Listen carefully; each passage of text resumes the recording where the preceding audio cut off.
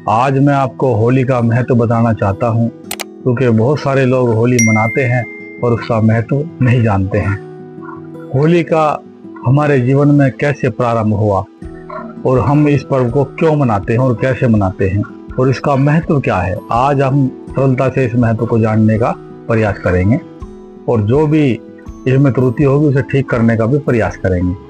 तो हिरण्याकश की बहन होलिका थी और प्रहलाद भगत को जो है पूर्ण रूप से, जब प्रहलाद भगत हिरण्यकश्यप के खिलाफ हो गया तो उन्होंने एक योजना बनाई और जो होलिका थी उन्हें वरदान प्राप्त था कि एक उन्हें चीर मिला हुआ था और उस जो है कपड़े को ओढ़ करके जब होलिका अग्नि तपस्या की हुई थी उसको बैठती थी अग्नि में तो वो जलती नहीं थी। तो प्रहलाद जो थे वो विष्णु भगवान के भक्त थे और हिरण्यकश्यप जो है प्रहलाद से इसी बात से ईर्ष्या करता था, क्योंकि वो चाहता था कि वो संसार के अंदर अपना आधिपत्य जमा ले, पर भगवान हमेशा अपने रूप से ही संसार को चलाते हैं और अपने हिसाब से ही पूरी दुनिया चलाते हैं। तो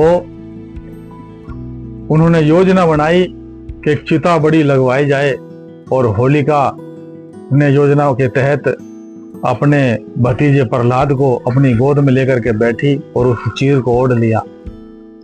तो भगवान की ऐसी कृपा रही कि एक बहुत तेज तूफान चला, उसके बाद में वो चीर उड़ करके प्रहलाद के ऊपर आ गया और होलिका के ऊपर से वो चीर उतर गया।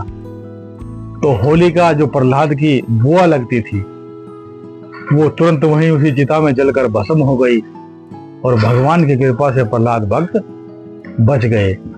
तो हमेशा याद रखें कि बुराई कितनी भी ताकतवर क्यों ना हो, पर वो अच्छाई पर विजय कभी प्राप्त नहीं कर सकती। इसी प्रकार से आप जीवन में किसी भी बुरे काम को करने से डरें और भगवान के उस पर्व को हमेशा याद रखें। तो होली का अच्छाई और बुराई का प्रतीक है। तो होली जब हम जलाते हैं तो बुराई का विनाश करते हैं और अच्छाई का शुभारंभ करते हैं।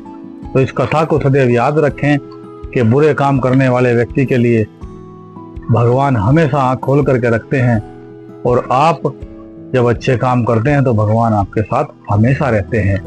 तो होली का पर्व जब हम होली का दहन करते हैं तो प्रहलाद भगत जो है उसमें जीत जाते हैं, यानी अच्छाई जीत जाती है और हम उस जीत का जश्न अगले दिन मनाते हैं, जिसमें हम रंगों के साथ में होली खेलते हैं। और वो रंग जब हम लगाने का और खेलने का प्रयास करते हैं तो उसमें भी हमें अपनी मर्यादाओं का ध्यान रखना चाहिए। वो किस प्रकार से कि जैसे हमारे बड़े हैं, माता पिता, दादा बाबा, गुरु पीर, उन सबको हमें पैर छू करके उनके चरणों को रंग लगाना चाहिए और उनसे आशीर्वाद लेना चाहिए। जो हमारे भाई बहन बंधु हैं, मर्यादा रखते हैं, उनको रंग लगाना चाहिए और खुशी से हमें अपनी होली को खेलना चाहिए। तो रंग का भी जब आप उपयोग करें तो बड़ी मर्यादा के साथ करें, क्योंकि ये होली के बाद में जो रंग का जो प्रोग्राम होता है वो केवल और केवल खुशी का प्रोग्राम होता है। आप किसी भी प्रकार का कोई भी ऐसा कार्य ना करें जिससे आप निंदा के पात्र बने। बस हम आशा करते हैं कि गुरु महाराज आपके जीवन को खुश रखे और आपकी ये होली सदैव अच्छी जाए और आप सदैव अपने जीवन में तरक्की करते रहें। बहुत बहुत आशीर्वाद, खुश रहें।